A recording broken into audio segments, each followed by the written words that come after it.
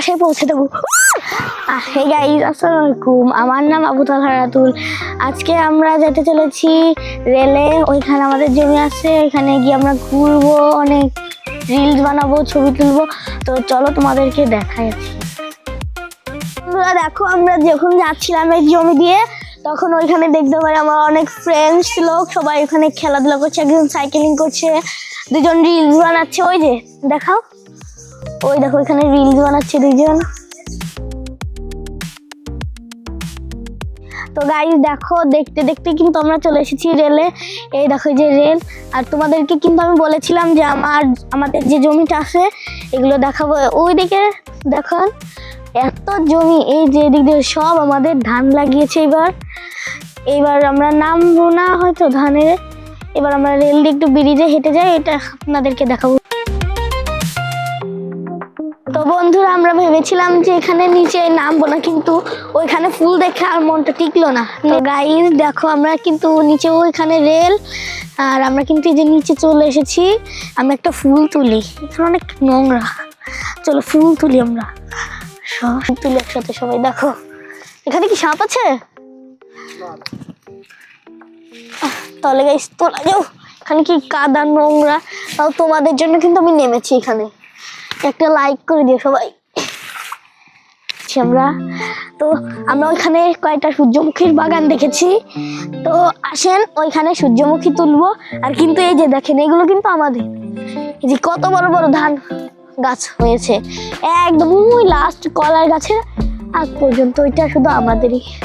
তো আসুন আমরা এখন সূর্যমুখীর ওইখানে একটা বাগান হয়েছে, ওটাতে গিয়ে আপনাদের সাথে কথা বলবো। এই ফুলগুলো নিতে চান কমেন্ট বক্সে বলুন, কে কে ফুল নিতে চান। ওই যে ওই দূরের, ওই যে কাছে, প্রায় বেশি দূরে না। আমরা চলে এসেছি এই যে এই ভুঁই, ওই ভুঁইটা পার হলে কিন্তু আমরা চলে যাব। তো তোমরা কিন্তু আমার সঙ্গেই থাকবে। আর গাইস দেখেন কত কষ্ট করে ফুলটা তুলেছে, আর ওরা রিলস আর ছবি তুলছে। আমার ফুল নিয়ে কেন ওরা তুলবে? হ্যাঁ, আমি কত কষ্ট করে নামে তুলেছি না এখানে। গাইস দেখেন, এটা কিন্তু পেঁয়াজের বীজ। এটা কিন্তু প্রত্যেক বছরে এই মাঠ জুড়ে সবাই সংরক্ষণ করে। এটা কিন্তু আমাদের একটা ফরিদপুরের ঐতিহ্যবাহী একটা কাজ। এই ফরিদপুরে কিন্তু আরো অনেক কাজ আছে, যেমন ওই যে দেখেন ওই দিক দিয়ে অনেক খেজুর গাছ আছে। ওইখান থেকে কিন্তু শীতের সকালে গাছি যারা ওই যে খেজুরের রস পারে, তারা কিন্তু রস দিয়ে গুড় বানায়। এটার জন্য কিন্তু আমাদের ফরিদপুরটা অনেক বিখ্যাত। আর দেখেন এই বাংলাদেশের জন্য আমাদের এই চাষিরা কি কষ্ট করে এগুলো করে এই বীজগুলো সংরক্ষণ করবে। তো চলো, কথা বলতে বলতে কিন্তু আমরা চলে এসেছি প্রায়। ওই যে দেখো,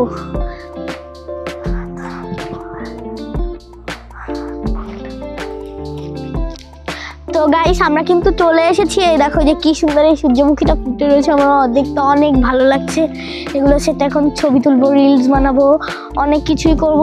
তোমাদেরকে একবারে 4-5টা আমরা দেখাই। বেশি কিন্তু লাগাইনি, অল্পই লাগিয়েছি। এটা কিন্তু আমাদের ক্ষেত, এখানে কিন্তু লাগিয়েছে অনেক সুন্দর সুন্দর। এই জন্য কিন্তু অনেক কষ্ট করে দেখো ঠাটা পড়া রোদের ভিতরে কিন্তু এখানে ভিডিও বানাইতে আসছিলাম। আর ওই পাশ থেকে কিন্তু আমরা চলে এসেছি, অনেক গরম লাগছে। তো তোমাদের জন্য ব্লগ আজকে এইটুকুই, আর পারছি না। তোমরা নেক্সট টাইম কি ব্লগ দেখতে চাও এটা আমাদের কমেন্ট বক্সে বলে যাও, আমি সেই ব্লগটা তোমাদের জন্য পাঠাবো। আর তোমরা আমাকে সাপোর্ট করলে আমি তোমাকে সাপোর্ট করবো। সবাই প্লিজ আমাকে সাপোর্ট করো।